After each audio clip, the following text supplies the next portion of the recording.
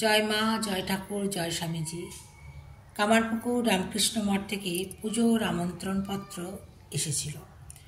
আমি পুজো প্রণামী পাঠিয়ে দিয়েছিলাম। কাল তার চিঠি এসেছে। খুব আনন্দ পেলাম। আমি অপেক্ষায় থাকি কখন রামকৃষ্ণ মঠ থেকে চিঠি আসবে।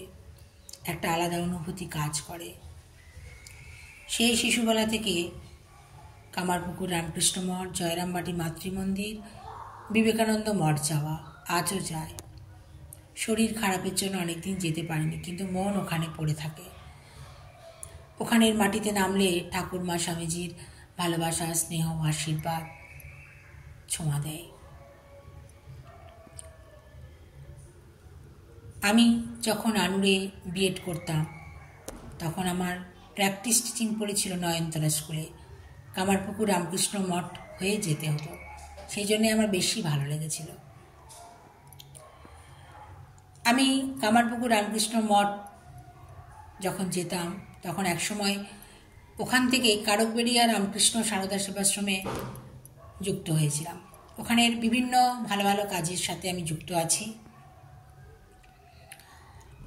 ঠাকুরমার ওপর আমি গান লিখেছি, সুর দিয়েছি, আমি নিজে গেয়েছি, আমার চ্যানেলে আছে। স্বামীজির ওপরও আমি গানে কথায় সুর দিয়েছি। বিভিন্ন ধরনের ভালো কাজে ঠাকুরমা স্বামীজি আমাকে যুক্ত রেখেছেন। ঠাকুর এত সরল ছিলেন যে তাঁর ভালোবাসার টানে এত এত মানুষ ছুটে যায়। মায়ের কথা তো বলে শেষ করা যাবে না। দুঃখ কষ্ট যাই হোক না কেন, অন্তর থেকে যদি মায়ের কাছে বলি, মা ঠিক সাড়া দেন। আর স্বামীজিকে তো আমি দাদা ভাই বলি, সত্যিই দাদা ভাই। স্বামীজি এত মনে জোর দিয়ে গেছেন, কি বলবো। মেয়েদেরকে তো উনি বলেছেন মেয়েরা নিজেদের সমস্যার সমাধান নিজেরাই করবে, কত মনে জোর দিয়ে গেছেন। শুধু চাই শিক্ষা, শিক্ষা চাই, শিক্ষা, এটাই উনি বলে গেছেন। ঠাকুরমা স্বামীজি এত সুন্দর পথ দেখিয়ে গেছেন, আমরা তো একটু অনুসরণ করতেই পারি। ঠাকুর তো কোনো জটিলতার মধ্যেই যাননি। মা তো কোনো জাতপাতি মানতেন না, সবাই তাঁর সন্তান। জগতে এমন মা আর কি কেউ আছে?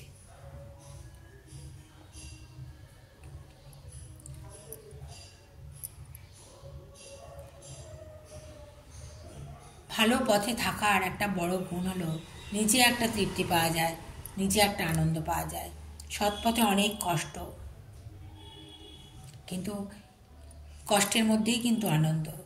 জীবনে দুঃখ, কষ্ট, ঝড় ঝাপটা অনেক কিছু আসবে, কিন্তু পথটা যেন ঠিক থাকে। মানুষ আপনাকে বুঝবেই বুঝবে, যতই আপনার নিন্দা করুক, যাই করুক না কেন, বুঝবেই বুঝবে। কিন্তু আমার পথ যেন ঠিক থাকে, সৎ পথ। ঠাকুরমা স্বামীজি, স্বয়ং ভগবান শ্রীকৃষ্ণ কত কষ্ট করে গেছেন। কষ্টের মধ্যেই কিন্তু আনন্দ, কষ্টের মধ্যে আলাদা একটা জয়ের যে আনন্দ, সেটা কিন্তু কষ্টের মধ্যেই বেশি তৃপ্তি পাওয়া যায়। ভালো থাকবেন বন্ধুরা, আনন্দে থাকবেন, সুস্থ থাকবেন এবং শান্তিতে থাকবেন। ভালো কাজে নিযুক্ত থাকুন। কোনো কাজই ছোট নয়, ভেঙে পড়লে চলবে না।